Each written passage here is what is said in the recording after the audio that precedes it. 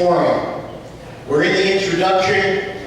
We should hit the forum at 7:20. We'll take a break at 8.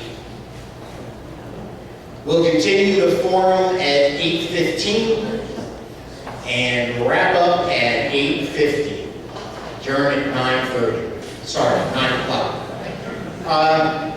Membership. If you recently joined and have not picked up your membership card, please see Joe in the, your name tag. Membership cards get mailed, name tags get stored in the back with Joe. Please pick it up. If you are not a current member, please become a current member. There are membership forms on the table, and there are others in the back. $15, and that's for the year. You really help in terms of building our political power, which we'll talk a little bit more about later.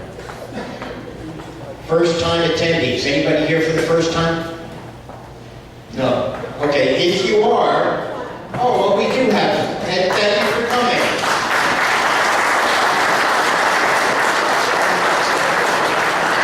There are forms on the tables that if you would kindly complete and leave at the technician table at the conclusion. It helps us understand why you came here, and know that from every meeting we choose one person that's a random selection, who then receives a free membership. So since you appear to be the only new person, if you actually complete the form and leave it up here, I think there's a really good chance that you'll get a free membership. 50-50 raffle, I'm sure Chip has hit you when you came in the door. You have an opportunity to buy raffle tickets again during the break. The gun raffle. It's $10 for a ticket. We sell 100 tickets and draw a winner.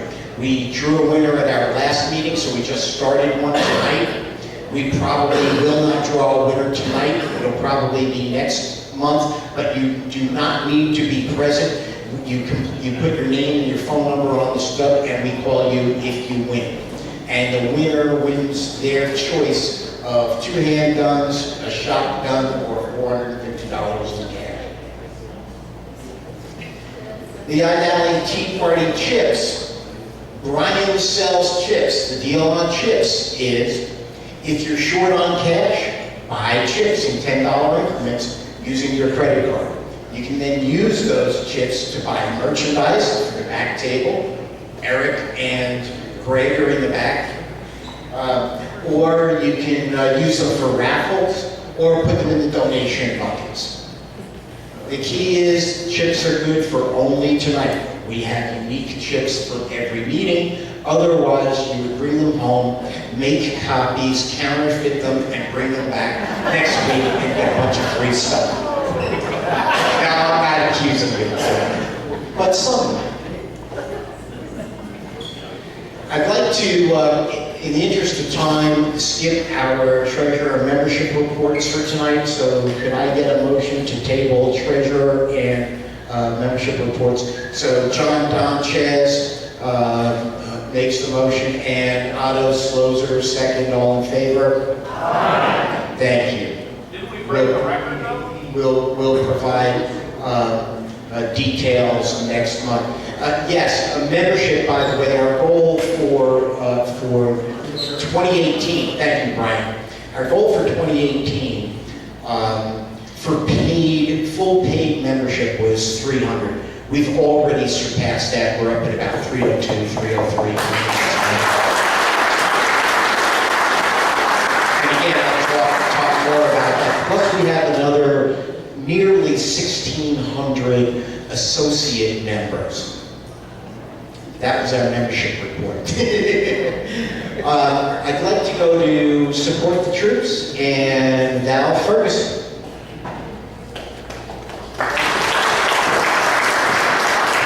Okay, we have to move on quickly, but what a great way to start the meeting tonight. Thank you, Tom. To support our veterans, to support our troops, and to defend freedom. And that's why we're all here. We have the freedom to come tonight, even on a hot and rainy night. Anyway, this good cookies, there's good coffee, there's good camaraderie here. So we were driving here, and I saw on the side of the road Captain Joshua Byers Memorial Parkway. So I don't know him, but I had a feeling when I was going to find out that in today's world, we Googled him, and of course he was another casualty. And then we had Michael Strange, and Blair and I personally know 2 other fallen soldiers, and we've become friends with their parents that are called Gold Star parents. But we do what we can. Like a lot of you attended on Monday for the Second Amendment in Harrisburg. I really wanted to be there. I couldn't be there, but I know you people went, a lot of you people. So we do what we can. And Blair and I send packages to our military. We had the Girl Scouts help us the other day. We sent 15. We met our quota, because I have these quotas that I have to. We're going on vacation. I have to make a goal before I go away. Otherwise, we can't go away. So we met our goal. And basically, we're in good shape.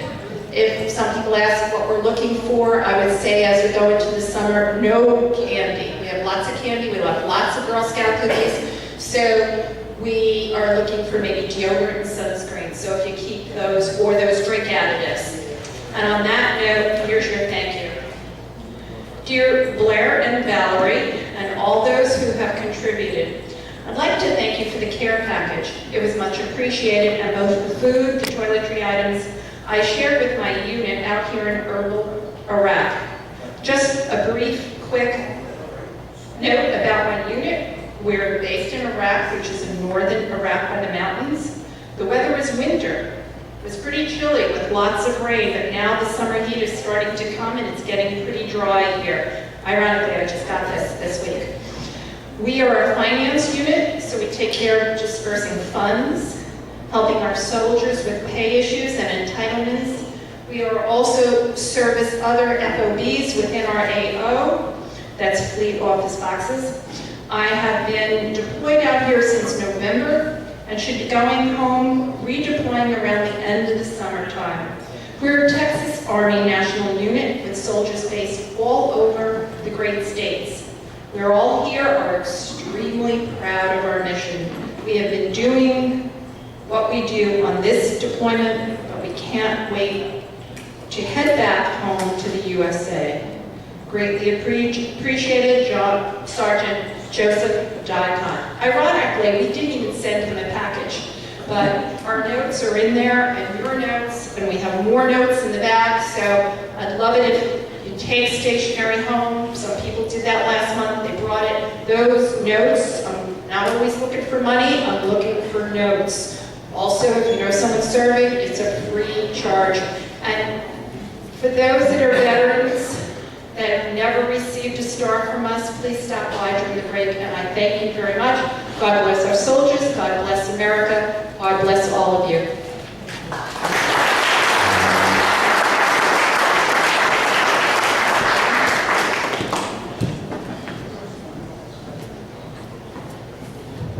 Thank you, Val and Blair, for all the hard work that you guys.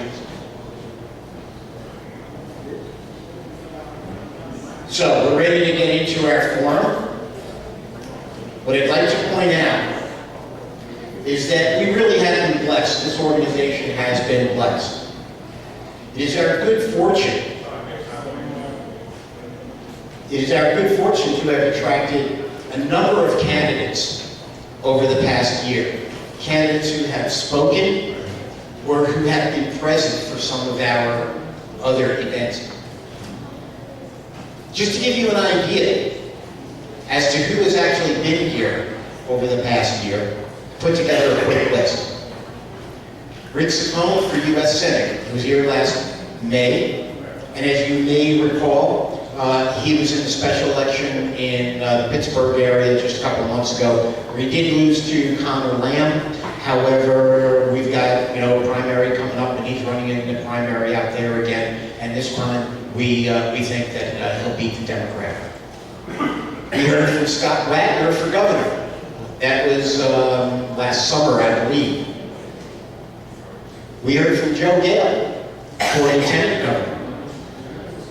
Lou Barletta for Senate, Dean Malik for U.S. House, Paul Mango for Governor, Peg Luxick for Lieutenant Governor, Scott Uliger for House, and Dean Browning, of course, for U.S. House. So this is a rather impressive list in my view. And I can tell you these candidates did not come here because we are unimportant to them. They came because we have gained a reputation for being important players in the Lehigh Valley.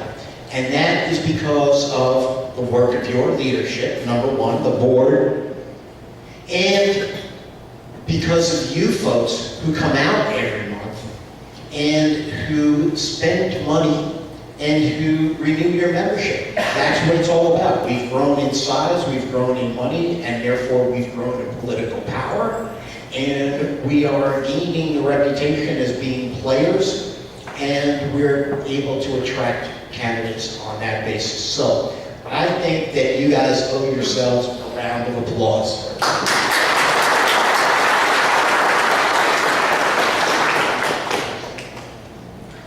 So we're going to try something new tonight. We have an option whereby for our candidates who we hear from tonight, you're going to be able to actually send questions rather than write them out on a card. Everybody is text capable these days. If you don't know how to create a text, please bring your grandson next time.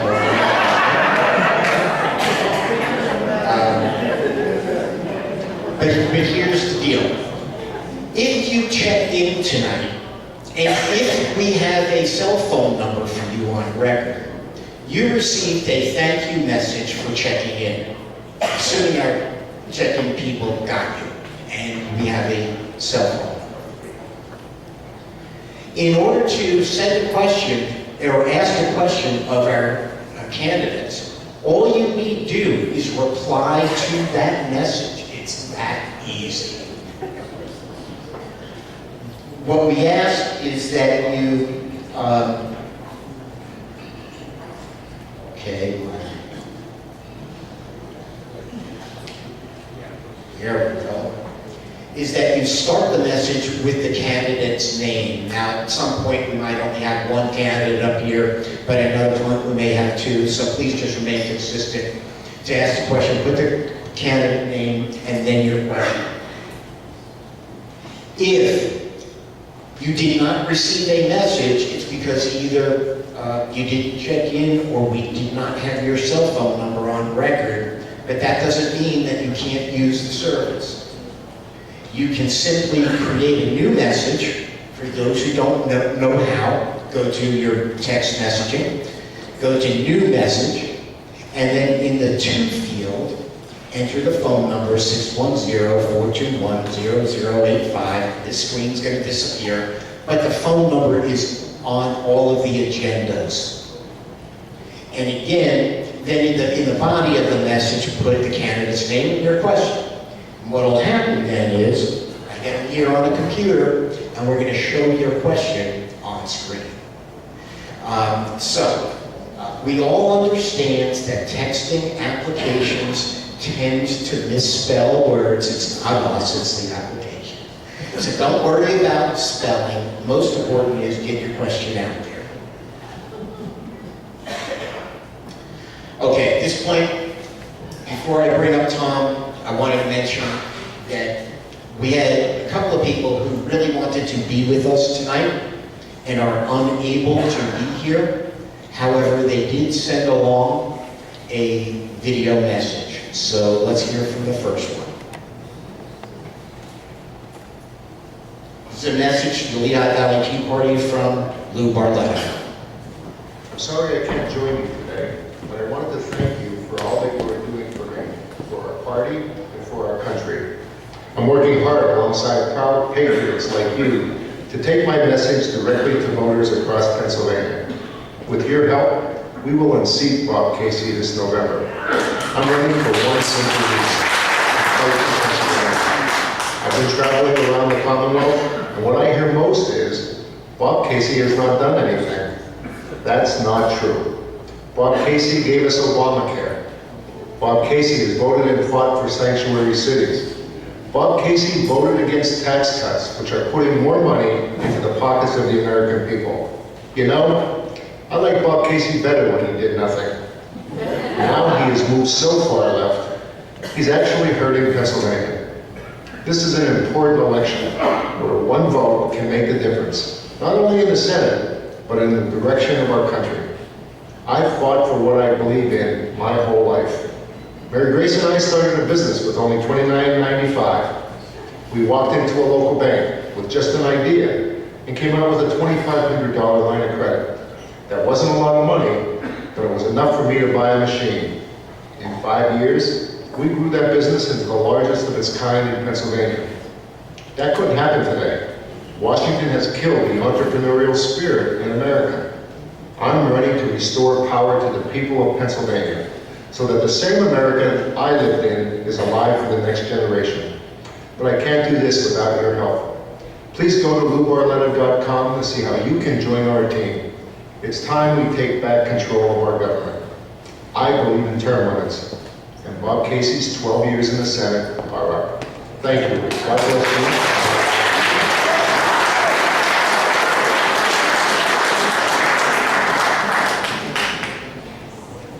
Thank you, Lou. And we do have another special message for you.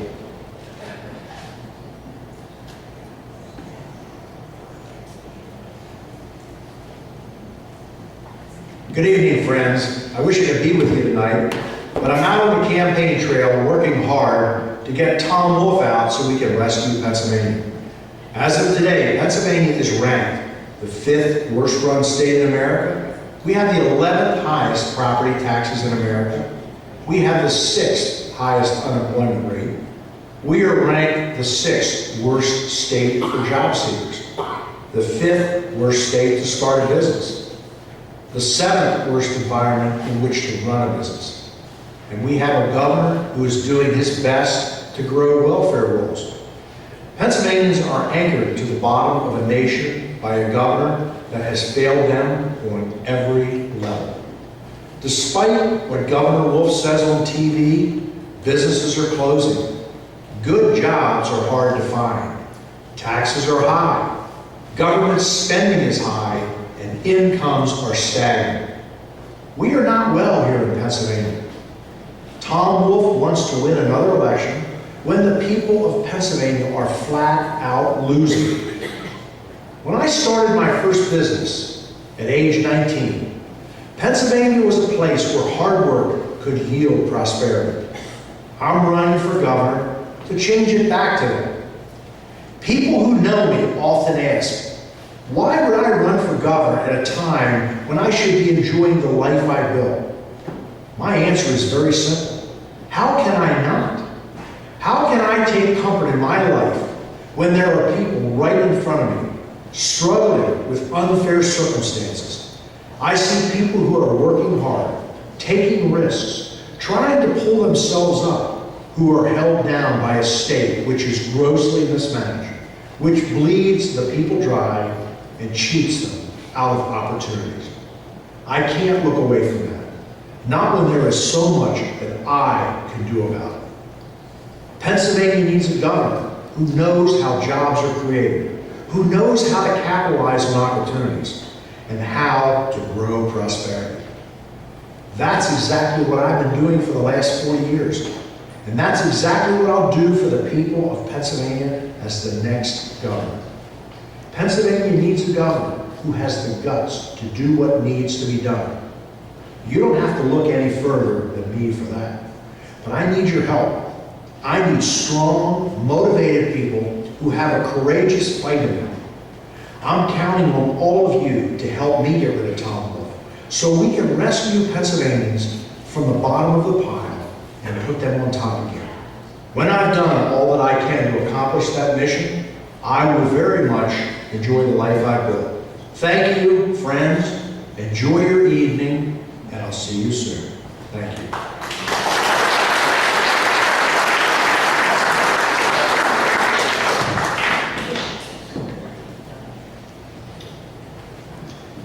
So, I would just like to underscore the fact that both these candidates have been here, they've spoken, they were both very impressed with this group, and they and their campaigns made a very special effort to get these videos to us, and I certainly thank them for that. We do need to support these candidates. Lou Barletta does not have a rep here tonight. However, Scott Wagner does. That's Cody Harbaugh. He's put materials on tables. There are signs. Tom's going to talk with you more about this, but we really need to get out there, distribute signs, work polls for these candidates, and do all the stuff that we can to get them elected. So with that, I'm ready to turn things over to Tom Carroll, who's going to conduct our candidate forum. And please welcome Tom.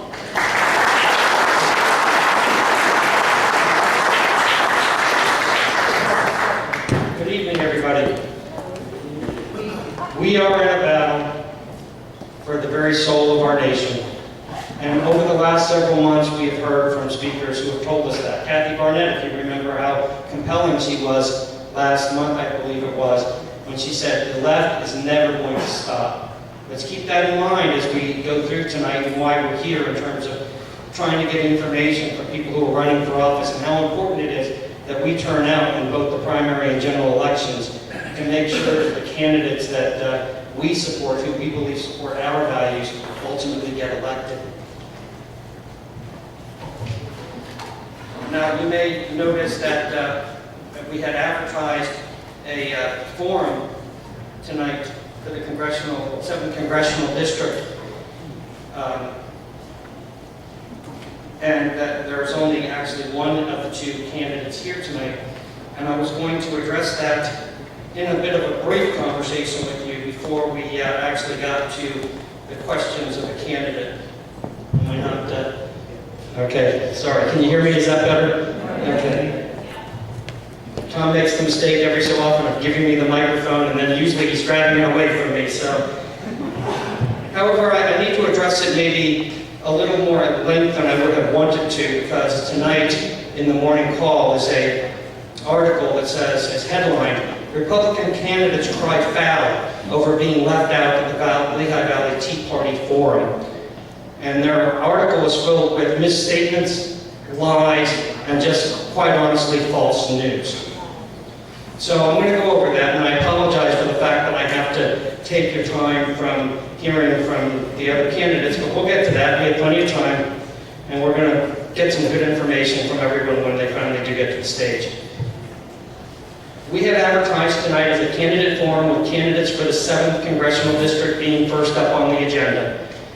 And as you can see, however, one candidate is not here tonight. I am sure there are supporters here for both candidates, and for the sake of being fair to our members and to those who support either candidate, I want to outline the sequence of events that led to us to where we are tonight, with only Dean Brownman being here for the first segment. Last October 2017, just prior to the general election, I was at the Berks Patriots monthly meeting to speak on behalf of Judge Emil Giordano, who was running for the Pennsylvania Superior Court. Marty was at the meeting, Marty Nosnowski was at the meeting, and I introduced myself to him. He was there at the meeting to introduce himself to the Berks Patriots members as a candidate for the then 15th Congressional District. I approached him and identified myself as the vice chair of the Lehigh Valley Tea Party.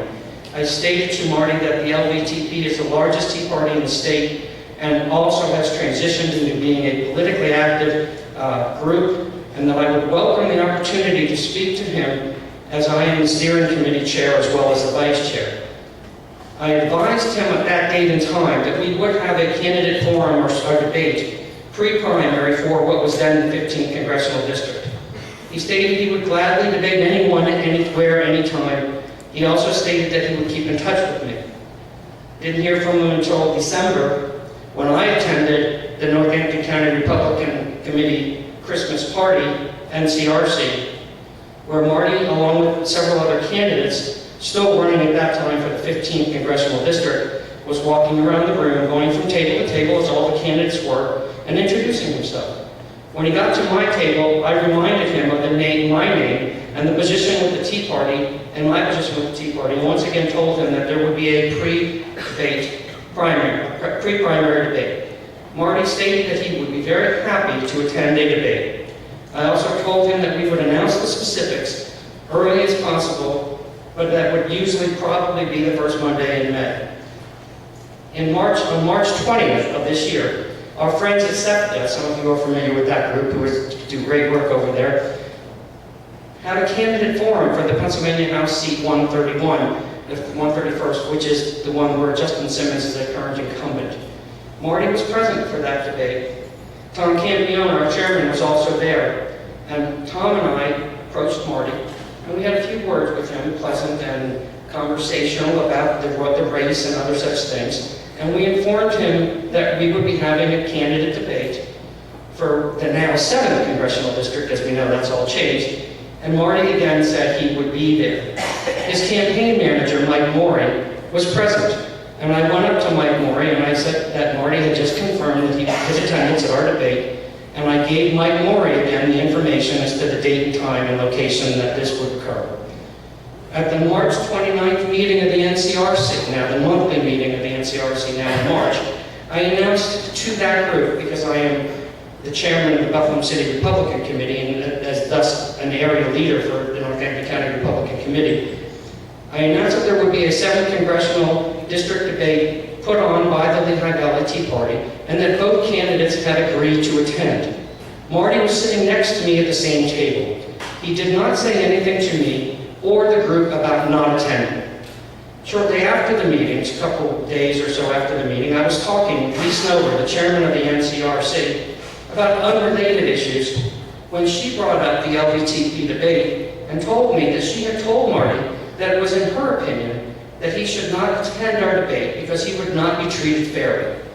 She further stated that she told Marty to attend a retirement event for Emil Giordano that is happening right now in Northampton, and to use that as the publicly stated reason why he could not make our meeting.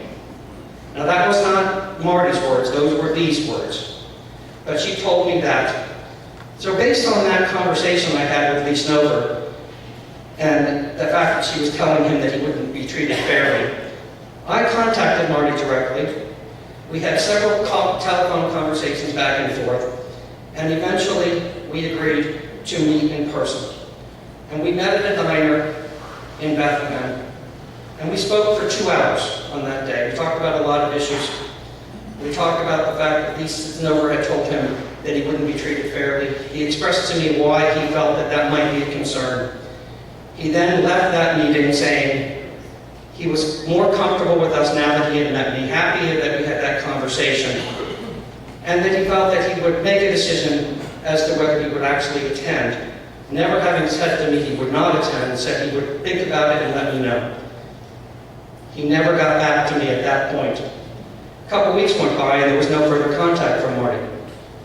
When a flyer announcing tonight's event went out via email, and we had a picture of Marty and other candidates that we thought were attending this, and it did not say on the flyer that any of these particular candidates would in fact be attending, but that we were having a candidate debate for the various districts that were involved in the flyer, and we showed pictures of the various candidates that were in fact running for that seat, for those seats. Marty called me and said this was an example of why we could not be trusted, because he had not agreed to participate, and stated that we didn't have permission to use his picture and he wanted it taken off of the flyer.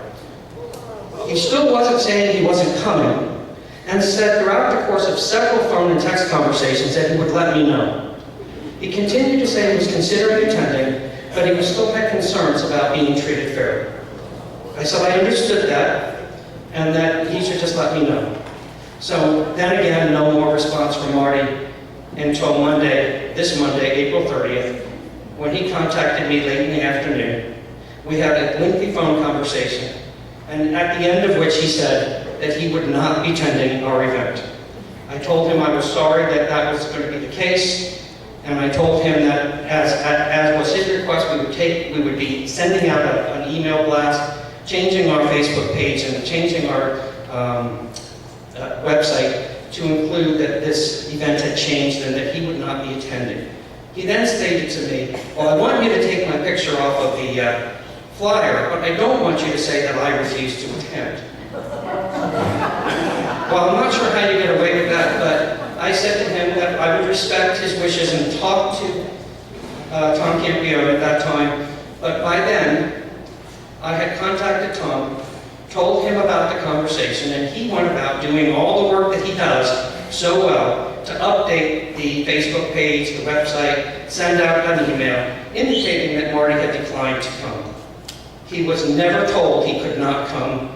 Over and over again, I told him I would wish that he would consider coming, that we would treat him fairly, and our members wanted to hear from him about positions, and that it would not be a personal attack on him or any candidate, because we want substantive issues answered about taxes and the border and all those other things that we care about.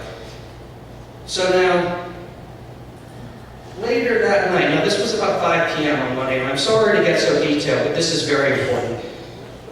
He sent me a text message around a little before 10 p.m.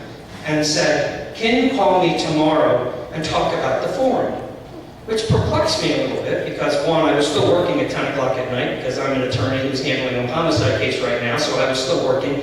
And I said to myself, well, he said he's not coming. Why are we talking about the forum?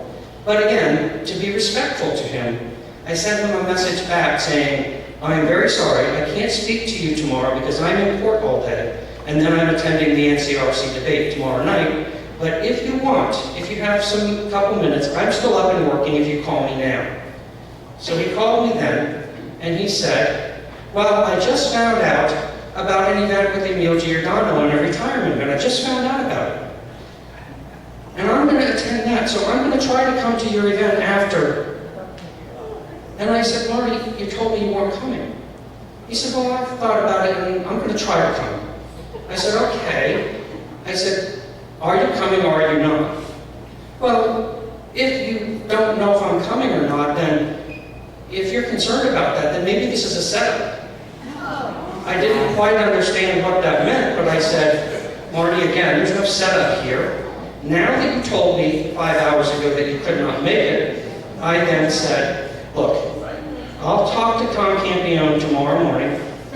I'll see if he's willing at this point to change everything over again. Of course, making us look like fools in a sense, because now we're telling our members he's not coming, he's coming. And I then said to Tom, look, I can't deal with Marty right now because I am in court. So Tom agreed to communicate with Marty and had some communications with him via text throughout the day. And then again, because at the end of the conversation that I had with him, he said, I might come, I might not. Now, in all fairness, you can come, and I told him that. I said, well, you can come. You've always been welcome to attend. But you can't just come in and expect to be on the stage after we said to everyone he's not going to be here. If you come and you're not on the stage, you're still welcome to be here, to watch the event, to participate, and at the end of the meeting, when we allow people to ask questions, you can, if we have time, you can ask for the microphone and identify yourself and perhaps ask a question if there's time for that. And he said, well, we'll see. So that was the end of that. So then today I get a phone call from a reporter from the morning call. This, I guess, prompting, he said that Marty Nostine had called him and complained that we had disinvited him. And then if you read this article, you go on to see that it states that numerous times, all of which is simply not true. So again, I hate to have spent so much time with you, but I thought it was important because, in all fairness, if you read the Morning Call article, it looks as if he's saying that he was treated unfairly, that we disinvited him, and quite honestly, at this point, those are all out-and-out fabrications. So with all that being said, with overwhelming support, the Lehigh Valley Tea Party membership voted to adopt our current mission to support the America First agenda. At the same time, over the last several years, we have surveyed our members several times, and consistently, the three most important issues that our members are concerned about are the Second Amendment, immigration, and taxes. I have been saying for many years, we are in a war, that the left will not stop until they take away our guns, our First Amendment rights, and destroy the Constitution. George Soros is behind a lot of the funding of all of this at a national level and even at a local level. And as I said earlier, Kathy Barnett, who was here again, sounded the alarm, and Chadwick Moore, who was here in December, also was reminding us of the same thing. So just imploring us, get involved, stand up, be that battler who fights for the cause, because they're not going to ever give up to destroy us. So how many people here currently support Charlie Dent and his Trump-hating antics? Is there anybody here who can stand up and say that? Charlie Dent and never-Trumpers like Wayne Woodman are just as much our enemy as are the far left and progressives in the Democrat Party. That is why we need everyone here to get involved on Election Day. You should be working hard at the polls, and prior to the election, to meet up with representatives of various campaigns that are here, sign up to make phone calls, knock on doors, and work on polls on Election Day. It's very important. Every single one of you here should be working on Election Day if at all possible. This year's election cycle has been the most unusual that we've ever seen. We start off the cycle with the Lehigh Valley being split between the 15th and 17th congressional districts. Last fall, State Representative Justin Simmons announced that he would be a candidate for the 15th congressional district to unseat then Charlie Dent. The very next day, Charlie Dent announced he would not seek re-election. Shortly thereafter, State Representative Ryan McKenzie, our good friend Scott Muhlinger, Lehigh County Commissioner Marty Nostine, former Lehigh County Commissioner Dean Browning, who was a board member, as we know, here at the Tea Party, and has been serving as our treasurer for the last year or so, all announced that they would be running for the 15th congressional district. Then the Supreme Court comes along and says they took up a case challenging the district lines and ruled that the lines would be withdrawn. They rejected several proposals from the legislature in various parties, and in an extreme overreach of its constitutional authority, put forward its own map. So now, just within the last few months, the Lehigh Valley is now the 7th congressional district. Two candidates then remain standing, Marty and Dean, out of all those that I first mentioned. At the same time all this was going on, it became apparent from reviewing campaign finance reports that Trump-hating Charlie Dent was donating money to candidates in races for the State House and the 7th congressional district. With all of this going on, one, the redistricting, two, candidates late in the game ultimately declining to participate in our event, and three, realizing how much money was being spent by never-Trumpers like Charlie Dent and Wayne Woodman in support of candidates, we decided to transition this event from a traditional debate between candidates into a forum that is in line with our Support the Agenda mission. The goal tonight is to provide our members with the information about the money from never-Trumpers and out of the state PACs, or out of the super PACs, into our local races, and to provide candidates running for the 131st and 183rd Pennsylvania districts and the 7th congressional district the opportunity to answer questions from our members on issues related to Second Amendment, immigration, taxes, and the America First agenda. So with that being said, I'm going to ask you to welcome Dean Browning, the candidate for the 7th congressional district.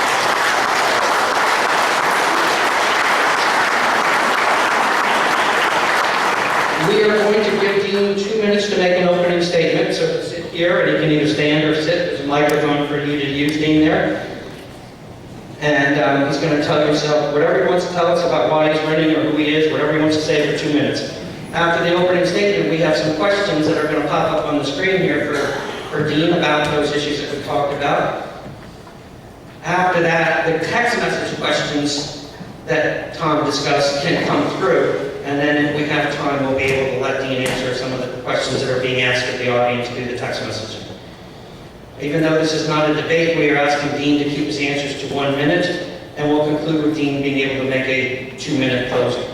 We're going to take our break right after Dean concludes, and after the break, we're going to go through the same process with Cindy Miller, who's here running for the 183rd Congressional District, and I'll talk a little bit more about why and the money that's coming into that district. And you'll see from that one thing that was put up there before, it's not very clear, but Charlie Dent gave $2,000 to Marty Nostine. In the same time, he gave $5,000 to Beth Bowser running against Justin Simmons, and he gave $500 to Zach Mako running for the 183rd. Cindy Miller is here, and she's running against Zach Mako. He, however, just so you know, he's not here tonight, but he did not decline to come, but rather, and respectfully I will tell you this, he's unable to attend tonight due to his reserve duty obligations, so we give him credit of serving our country and are thankful that he does that. And we're not attacking Zach, but we're pointing out that Charlie Dent has supported his campaign, and our point is, you need to know that. I mentioned money from debt, out-of-state tax coming into these races.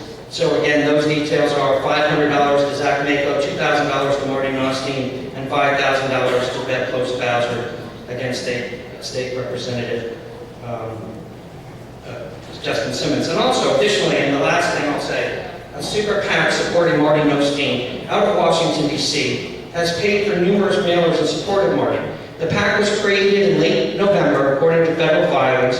It appears as if the treasurer is from Ohio and has ties to John Kasich. The primary donor to the PAC has donated money to Barack Obama. Finally, we heard last night at a debate in Northampton County that never Trumper Wayne Whitman and members of his family maxed out on donations to Marty Nostine, which is in fact a good percentage of the total money he has raised. So now we're going to get to Dean's opening and then the questions. Sorry for the long-winded speech.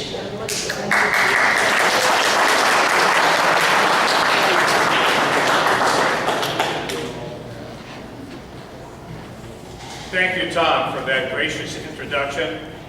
Thank you all very much for coming out tonight and taking time out of your evening. It's a pleasure to be here and to speak with you. I had the opportunity, as many of you know, to speak before you a month or so ago. I don't want to repeat what I said then, but there is one thing I do want to cover, and that is the opening that I used last time, which is a verse of Scripture, Proverbs 29:18. Without vision, the people perish. The reason I mention that again is I had the opportunity last night to participate in League of Women Voters debate, myself against the 6 other Democratic candidates. I would like to thank my friend Hayden Phillips, who I thought I saw in the audience, for attending last night and providing moral support. Without vision, the people perish. I can tell you that the Democrats that are running for Congress in the 7th Congressional District are not without vision. They have a vision, and unfortunately, in my opinion, if their vision becomes reality, the people will perish.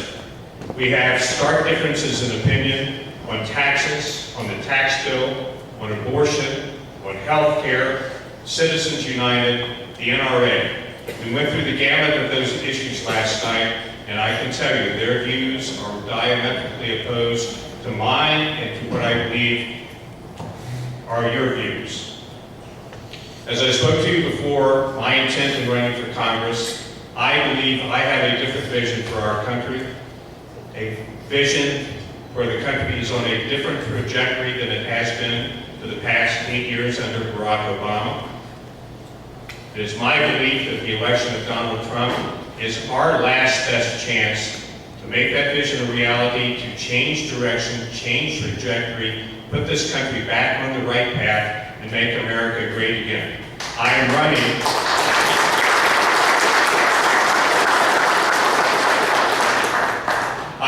specifically to go to Washington, to use my almost 40 years of business experience, to bring a different perspective to Washington, to hit the ground running, and work to get the President's agenda through Congress in 3 specific areas.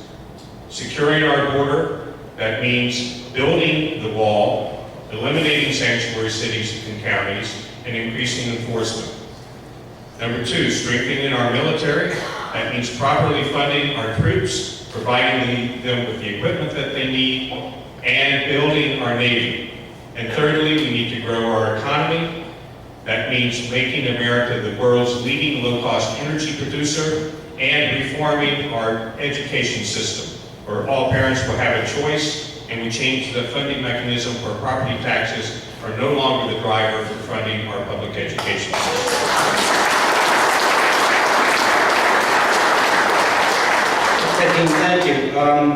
You saw Tom come up and speak to me a minute ago, and he said, you know, a lot of the text messages came So what we're going to do is I'm going to actually, and you're going to applaud for this, I'm going to actually ask fewer questions than we're going to directly that have been pre-prepared, so that some of your questions will be asked. So we're going to try to be respectful of your request to ask those questions. But the first question we have, Dean, for you is, with the Las Vegas shooting and the Parkland shooting recently in Florida, as is always the case after such tragic events, the left jumps immediately to pushing gun control. We all know that the ultimate goal of the progressive left is to disarm all Americans. They start the conversation with such terms of common sense measures. They assure us that they don't want to take our guns away. Republicans, fearing getting re-elected, will often give in to the idea that if they compromise, everything will be okay. We start off with such things as we must ban bump stocks, and we must make sure that the terrorists and mentally ill people can't get guns. Well, who wouldn't want that? But keeping in mind that Nancy Pelosi and Barack Obama have called Tea Party members both insane and terrorists, how will we protect our Second Amendment rights with all of this? Specifically, what specific legislation, if any, do you support relating to the issue of the Second Amendment and all this gun control talk that's been pervading our press over the last several months? Right, that was a rather lengthy wind-up for the question. I'll respond and then get to the question. It is evident from talking to the folks at the debate last night, there is a specific agenda that they have, and as you correctly point out, they clothe it under the guise of common sense legislation. At the end of the day, that is not their objective. Their objective is confiscation and banning of firearms. It's plain and simple. As I've said before, I use the analogy of our opioid crisis in heroin. If tightly controlling something worked, it was a solution, we would not have an opioid crisis. We cannot walk into the drugstore and buy an opioid. It is tightly controlled. It has to be, you have to have a prescription, you have to have a licensed pharmacist issue it. It is tightly controlled. Yet we have an opioid crisis in this country. Heroin. If banning something worked, we would not have a heroin epidemic. It is,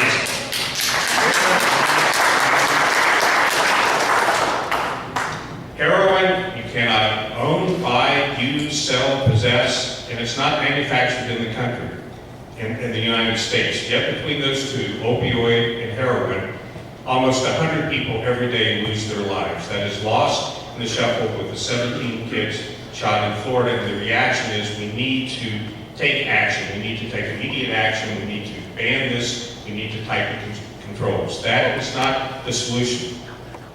One of the questions that was asked at the debate last night was, would you, as a candidate, accept money from the NRA? What do you think the answer was for each of the 6 Democratic candidates? My response was to tell them that I'm a proud member of the NRA, a lifetime member, proud to say so. And I told them that there is no other organization in this country that is more committed to gun safety than the NRA. It is there, it exists to protect our Second Amendment rights, and I would be proud and happy to accept a donation from them. To your specific question, what legislation would I support? I would support, and I'm in agreement, I think, with the NRA on this, that I would support the Fix NICS bill. NICS is National Instant Criminal Background System. There's a bill that is in Congress to improve that, to require all federal agencies to report relevant information to the Attorney General so that that can be entered into the database, so that we have information on criminals, crimes that have been committed in the federal system. That information is in the database. There are 2 other items that I would support. Number 1, right now juvenile records are sealed. So if you are a juvenile and you commit a crime with a weapon, that information is sealed and does not enter into the system. I would be in favor of unsealing juvenile records for those that have committed crimes with a firearm, so that that information can be entered into the system.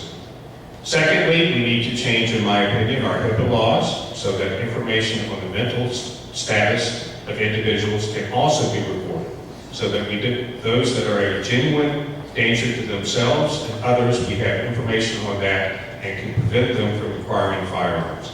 Those are the two items I would support. Thank you. Next question is illegal immigration, and Trump's position on it and securing the border is why he is our president.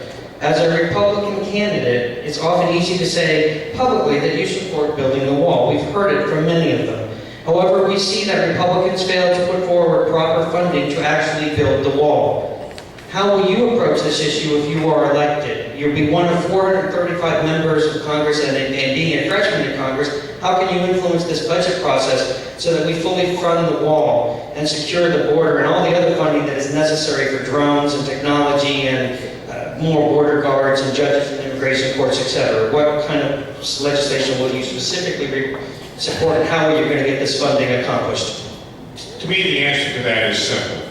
We provide a great deal of federal funding for law enforcement and other activities that go to cities, counties, and now states in California that actively work against the immigration system. They are sanctuary cities or counties or states. My approach would be to take and strip every single penny of federal funding for those jurisdictions. Take every single penny away. Thank you. Use that money to build the wall and hire more immigration agents. Thank you. We've heard for many years that our legal immigration system is broken, our legal immigration. Charlie Dent has said over and over again in his 14 years in Congress, yes, our legal immigration system is broken. We hear how much of the problem is people who come here legally but then don't return. Our legal immigration system is seriously flawed, and there is no doubt. Of course, our Congress over the last 20 years has done nothing about it except for admit there's a huge problem. What actions will you take in Congress, and what specific pieces of legislation will you support to modernize this mess and fix this legal immigration system? Over the past several years, this country has accepted, on average, roughly 1 million legal immigrants each and every year. If you think about it and put that on a business day perspective, that is over 4,000 immigrants each and every day. In my opinion, there is no reasonable way that you can process that volume of immigrants coming through, properly vet them, and know what they are bringing to this country. My opinion is we need to completely revamp our legal immigration system, move towards a merit-based system where the immigrants that are coming to this country have a specific skill that we need. And we need to combine that with a system that makes sure that they are willing to integrate and assimilate into our culture. I would support legislation to do away with chain migration, and we need to end the visa lottery. I will vote for that in a heartbeat. Thank you. So we're going to go to our first text question. Can you see that being on the Yes. screen? So the question was, what steps do we need to take to balance the budget? So we'll be here for another 3 hours, right? The long-term answer, and it's one that's going to be difficult to achieve, the long-term answer is we need a balanced budget amendment. My concern is without that, we will be unable to balance the budget. However, that's not to say that there are not steps that we need to take, but the challenge is huge. The upcoming fiscal year for the government that will start on October 1, the government is projected to spend $4.4 trillion against incoming revenue of $3.4 trillion. Those in the audience that are quick with math, that is $1 trillion deficit. The way we start with that, we go for the low-hanging fruit, and there are a couple of items there. Number one, illegal immigration in this country costs American taxpayers $116 billion each and every year. That's money that you and I pay for illegal immigrants to remain in this country. It covers the cost of their education, their health care, food stamps, prison, law enforcement. That is what we pay. Roughly half of that comes from the federal government. So there's $50 billion that we can cut from the deficit right there. The second area that has been a growing problem within the federal budget is Social Security disability insurance. From 1980 to 2000, that doubled. From 2000 to 2015, it tripled on top of that. Social Security disability insurance payments have gone from $50 billion in the year 2000 to over $180 billion for this coming fiscal year. The vast majority of those cases are what they call muscular issues or mental issues. Translation, that means bad back and stress.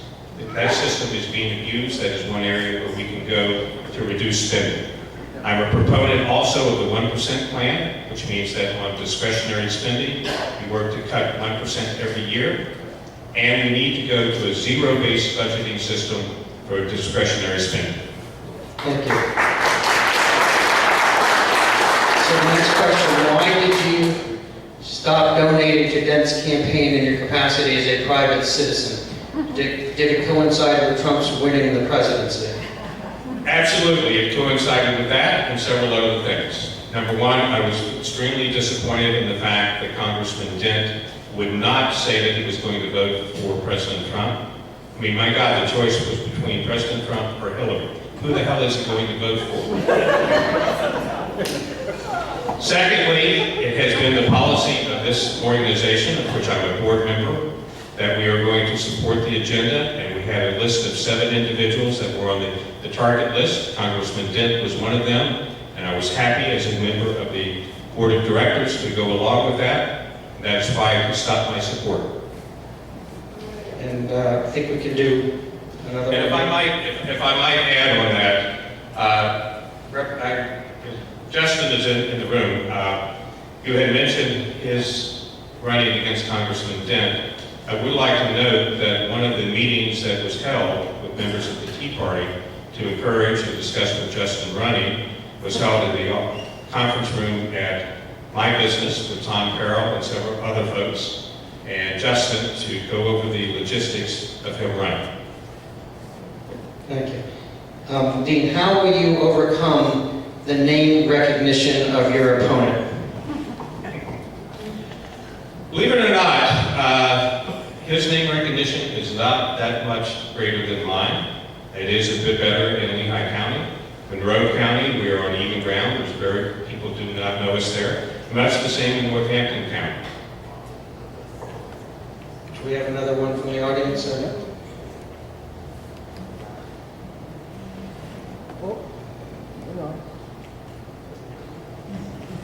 Okay, sorry for the technological glitch While here. we're waiting, can I interject with something that I think is relevant for... 30 seconds on that, and then we'll ask you this next question. Never mind. Okay. So this question comes again from one of our audience members. Thank you for your support to end federal college loan guarantees. What is your plan to reduce federal government overreach in the K-12 government-run schools? In my opinion, that is not a primary function of the federal government. Currently, we spend roughly $60 billion of your tax dollars through the federal government for K-12 education. That is exclusively, in my opinion, a state and local issue. If anything, I would propose using that $60 billion to incentivize states like Pennsylvania to move to another funding system for their schools other than property taxes. Do we have time for one more, or should we have him wrap up with a closing statement? Let's wrap.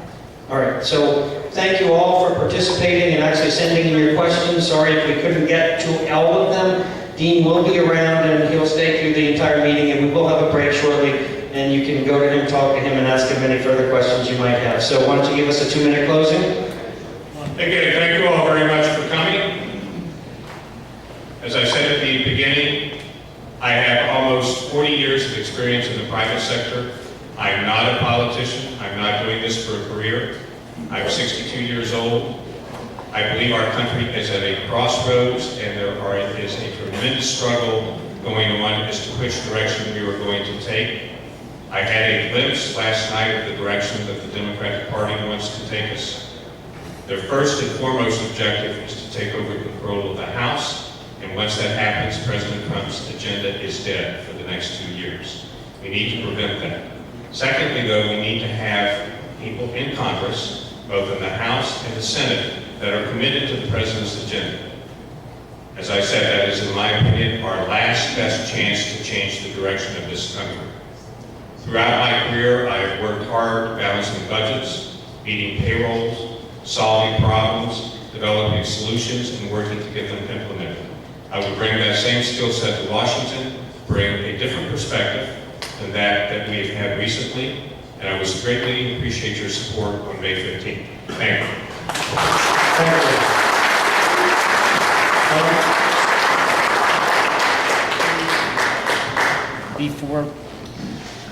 Before we head into break, I'd just like to remind you, there are donation buckets on the table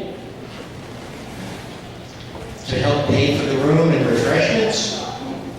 If you're short on cash, you can buy chips from Brian in the back, put them in the bucket, and it's a 10-minute break.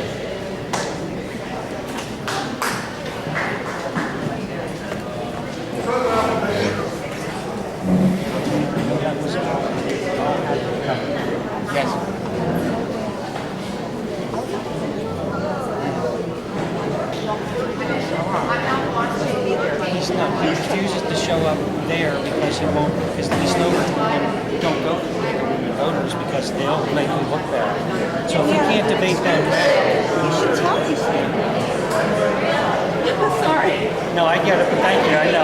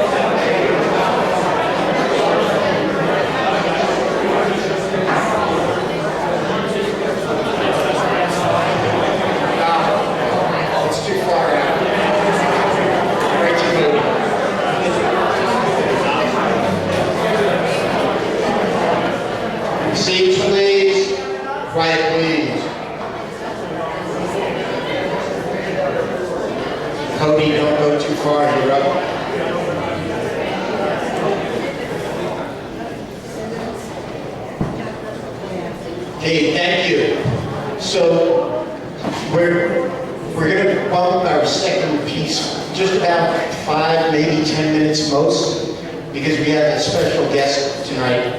Jeff Bartos, running for Lieutenant Governor. That's his name on the sign with Wagner. And he's made the trip up from Montgomery County. Our friends in Montgomery have rearranged their schedule a little bit so that he could make it here, and we thank them for that. And to introduce him, I'd like to bring up Cody Harbaugh with the Scott Wagner campaign. Cody?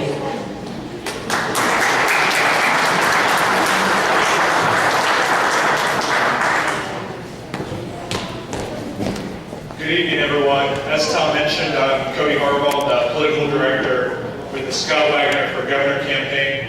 Thank you to the Lehigh Valley Tea Party and Tom for putting on another great meeting this evening. So I just want to introduce a guest quickly tonight. For those of you who obviously follow Pennsylvania politics and more specifically the governor's race, you know a little bit about Scott Wagner, so the candidate for governor. He's a little bit different. He's not your typical politician. You might call him unconventional. He won his state senate race as a write-in candidate against both the Republican and Democrat parties. And he also took out the Rhino majority leader a few years back when no one said he could. So he's done something a little bit unconventional this year as well. In Pennsylvania, in the primary, the governor and lieutenant governor candidates run separately. But he decided to team up prior to the primary with the lieutenant governor candidate. And, the main reason for that is he's seen firsthand, being in the Senate the last 4 years, he's seen firsthand how bad the relationship is between our current governor, Tom Wolf, and our current lieutenant governor, Mike Stack. They can't even be in the same room together. So to get real reforms done starting in 2019, he needed to have someone in the LG spot that he can trust. And that will push for conservative reforms. So that's where Jeff Bartos comes in. Jeff has 2 decades of private sector business experience, and his vision for a more prosperous Pennsylvania made him a great addition to the Wagner ticket. Whether it's his support for limited government to promote economic growth, his A rating from the National Rifle Association, or his pro-life rating from the PA Pro-Life Federation, Jeff will make a great lieutenant governor, helping Scott push for real reforms in Harrisburg starting in January of 2019. So with that, I'll turn it over and introduce our next governor, or our next lieutenant governor rather, Jeff Bartos.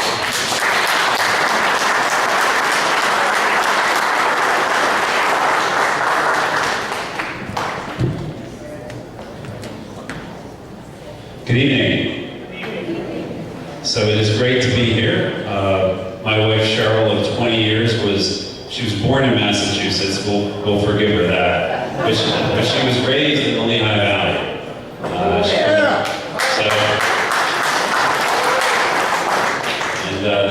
We were married here in Allentown.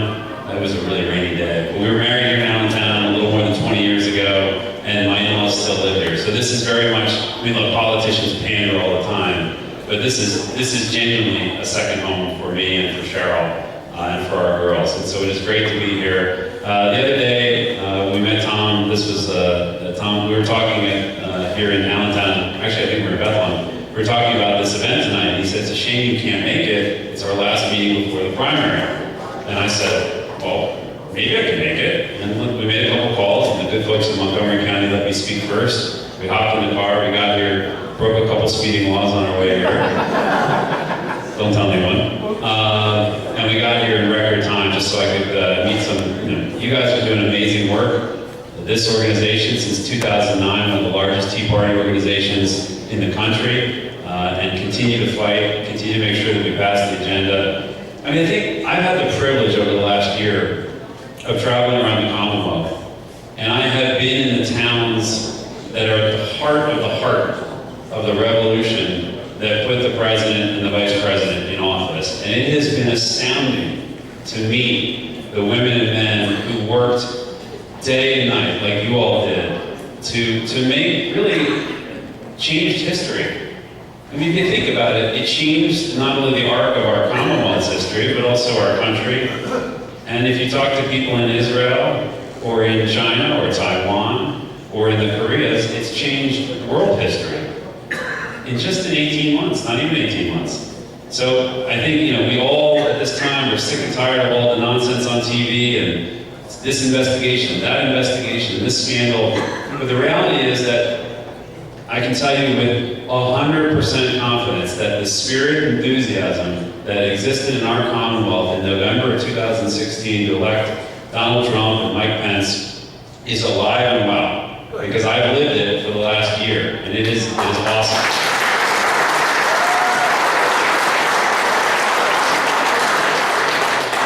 Briefly, a little bit about me.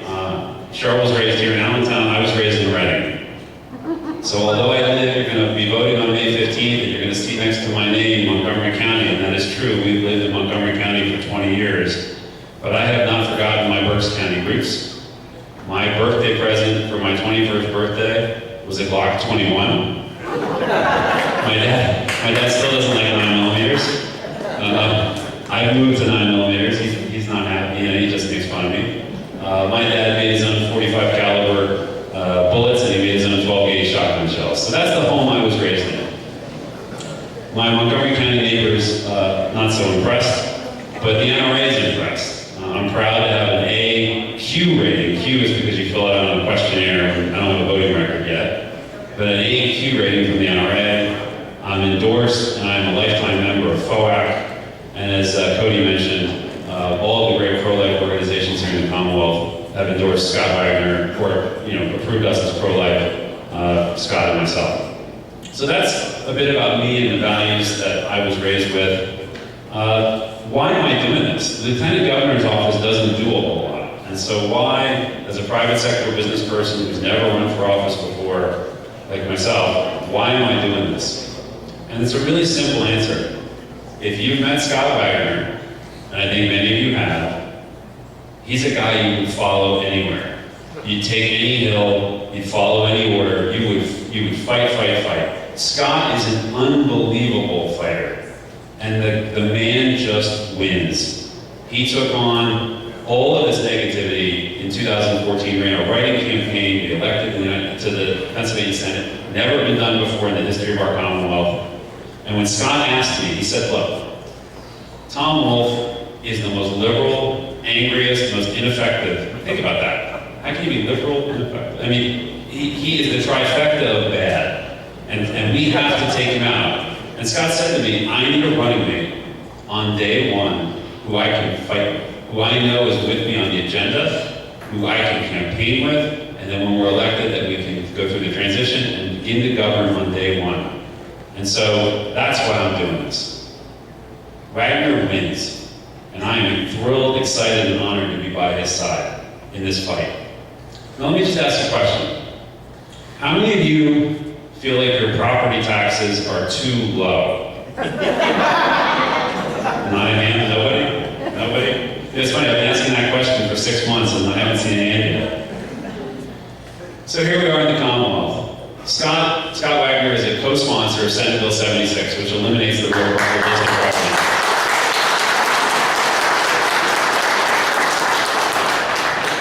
Governor Wagner will sign Senate Bill 76 that eliminates the real estate property tax. He will sign that bill. He will free all of us, all of you. I have heard from countless senior citizens across this Commonwealth who are losing their homes to high runaway property taxes that they have no control over. The school boards are out of control. Out of control.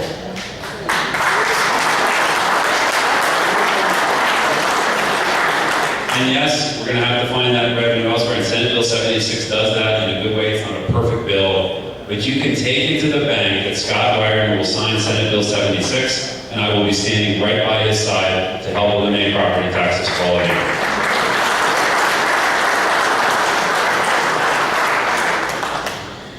But here's what we're up against. We're up against, and I think many of you know this, Barack Obama. He's still around. You can't get rid of him. He just keeps turning up. Or his wife too, that's exactly right. She was just in Philadelphia yesterday. They just cannot go gently into that good night. They cannot retire into the sunset. Barack Obama and Eric Holder have invested $250,000 in Governor Wolf's re-election campaign. They are the money behind these challenges to our lawfully passed redistricting process that was passed in 2011 and was the law until the Supreme Court upset the balance. We must stop this before it gets a hold, or we will lose everything that is dear to us here in Pennsylvania. If you think sanctuary cities in Philadelphia are acceptable, and none of you do, imagine what will happen when the redistricting comes on the heels of Obama and Holder and the money they're putting in. Imagine what happens to all of the cities that we still hold as conservative and the towns that we remember. We have to fight like hell. We have to fight like hell. I can't wait to work with all of you over the next months and certainly over the next 8 years. We've got to bring Pennsylvania back. I'm honored to have the support of people across this Commonwealth, and I'm so thankful to be here tonight. Thank you.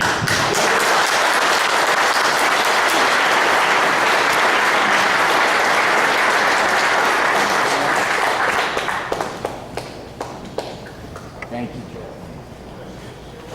Okay, so I'm back and I gave you the mic again. It's not good news. We are honored tonight to have a couple people running for Pennsylvania House seats.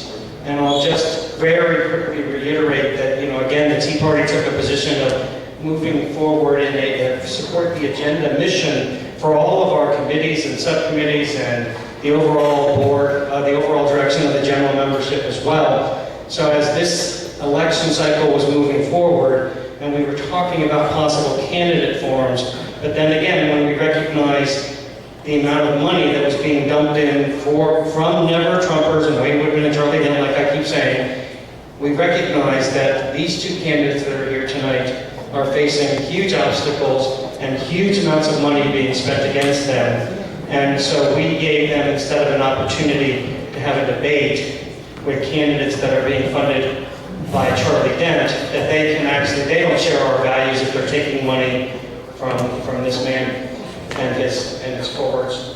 So that's why we said we were going to do it this way. And I did have one quick, a person came and approached me at the break and said, you answered the question as to why Mr. Browning was here tonight alone, but you didn't answer the question as to why you weren't fair to Dean Marty Nostine and allowed Dean to be here alone by himself a couple months ago. And I apologize if I didn't answer that question, but the answer to that was every candidate that was seeking election knew that we had said, if you want to come in front of our members, you had to come in front of the board first. And the board gave him 4 different opportunities, or at least 2 or 3 opportunities to come to our board meeting. He said he would show up and then never did. So he wasn't denied anything. He was just not ever giving us the courtesy of showing up at that situation. So one, I'll introduce State Representative Justin Simmons.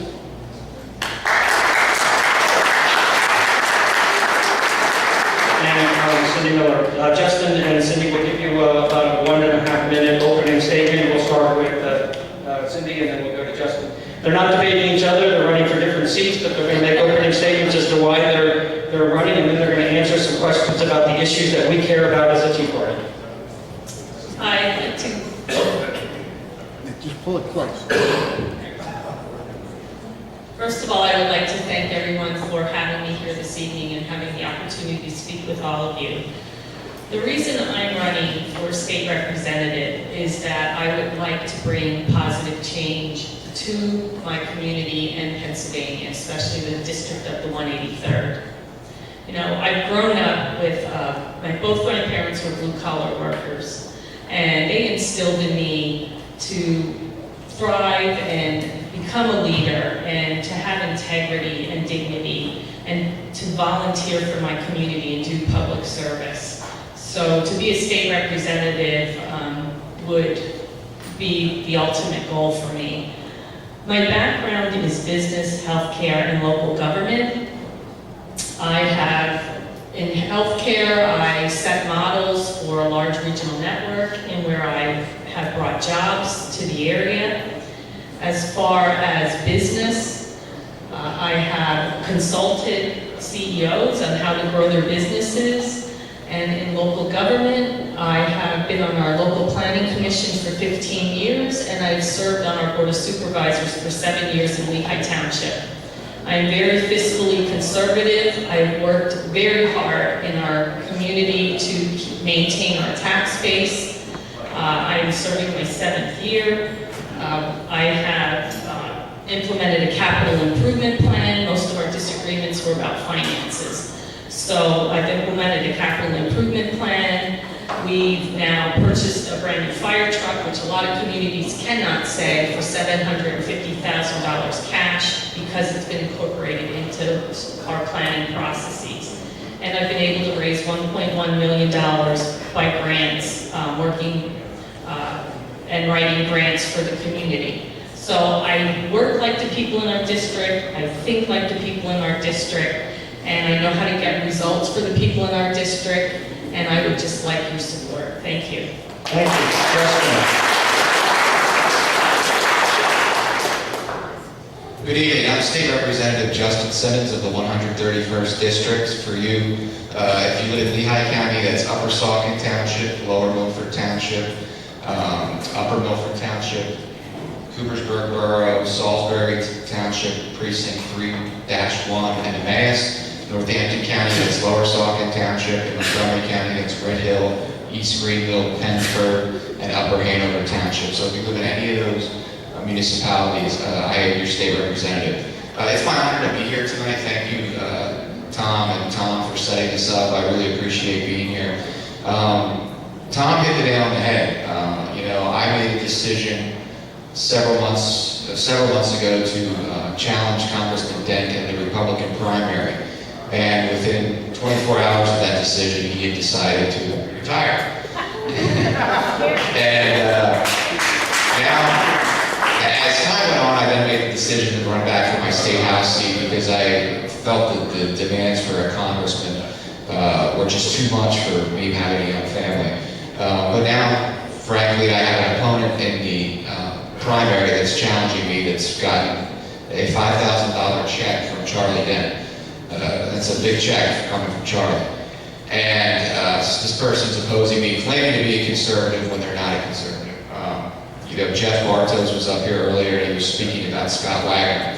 Scott Wagner has really shown a light on where the problems are in Harrisburg, because a lot of the problems that we have in Harrisburg aren't just the Democrats. A lot of the problems are the Republicans we have too. And frankly, the challenge in this race, I'm a conservative, I'm someone that supports the agenda, and I'm being challenged by forces that don't want to support the agenda, that want moderate republicanism, that don't support property tax elimination, that don't support getting the state out of the sale of wine and spirits, that don't support right to work. I am a conservative, and we need more conservatives in the legislature. And that's why I'm here tonight to talk about my record and to ask you for your support as we move forward. Thank you. Okay, and of course, you have to know that the first question would be on school property tax. Now, I'm not going to reiterate everything that's said because Jeff Bartos just said it so well. It is out of control. People are losing their homes. We need to put a stop to this. And the thing that is frustrating people in Pennsylvania so much is that the Republicans control both houses of the legislature and the governor for 4 years under Corbett, and yet they didn't get the things that Justin just talked about: state store, stay-out, property tax elimination, paycheck protection, pension reform. None of that happened. And now we have a bunch of Republican candidates running around saying, I support all those things, and I'm going to get that done in Harrisburg, and I'm going to get property tax, I support 76. And we believe you, but now that we know the history of the Republican Party, we want to know what specific efforts you will take going forward once you're elected to finally pass school property tax elimination. Will you push back on members of your own party like Senator Scavello and fully support House Bill 76 and get it passed? Yeah, absolutely. And my record has actually demonstrated this. A few years ago, Representative Jim Cox, who is the sponsor of the House version of 76, filed what he called a discharge resolution to bring up HB 76. What this means is if a bill is stuck in committee, because bills can get stuck in committee, there's a option that members of the legislature have to vote for a discharge resolution. I was one of 50 members that ended up voting for that discharge resolution to get 76 a vote on the floor. When the bill came up for a vote, we only had about 50 members that voted for it. Keep in mind, this bill is co-sponsored by over 90 Democrats and Republicans. So what that means is over 40 Republicans and Democrats that co-sponsored the bill. When the bill came up for a vote on the discharge resolution, they voted against it. So that is one of the ways that we have, one of the implementations that we have as legislators is to do a discharge resolution. But I will, of course, continue to be on my leadership, and be a co-sponsor for HB 76 to push it, to get it past the finish line. I will say, though, that the only way 76 will pass is with a new governor. This governor will not sign HB 76, and we need a new governor like Scott Wagner to get him here to sign it.